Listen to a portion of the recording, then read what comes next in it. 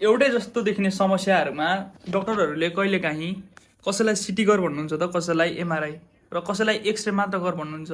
यो सबैमा फरक के छ त आज म तपाईँहरूलाई भन्छु। एक्सरे धेरै जस्तो तपाईँहरूको हड्डी र छाती हेर्न प्रयोग हुन्छ। हड्डी भाँचिएको छ या खुस्किएको छ भनेर हेरिन्छ भने छातीमा चाहिँ इन्फेक्सन जस्तै न्युमोनियाहरू हेर्न काम लाग्छ। सिटी स्क्यान भनेको चाहिँ पावरफुल एक्सरे जस्तै हो। यसले चाहिँ शरीरको स्ट्रक्चरहरू एक्सरे भन्दा धेरै मजाले हेर्न सकिन्छ। सिरियस ट्रमाको बेला, टाउकोमा चोट लागेको बेला, सोलिड अर्गान्सहरूको डिजिज हेर्नको लागि युज हुन्छ सिटी चाहिँ। एमआरआईमा चाहिँ रेडिएसन हुँदैन। यो चाहिँ तपाईँहरूको सफ्ट टिस्युजहरू हेर्न काम लाग्छ। धेरै जस्तो लिगामेन्ट्स, टेन्डन्स, नर्भ्सहरूको इन्जुरिज हेर्न र सफ्ट टिस्युज इन्जुरिजहरू हेर्न चाहिँ हामीले एमआरआईको प्रयोग गर्छौँ।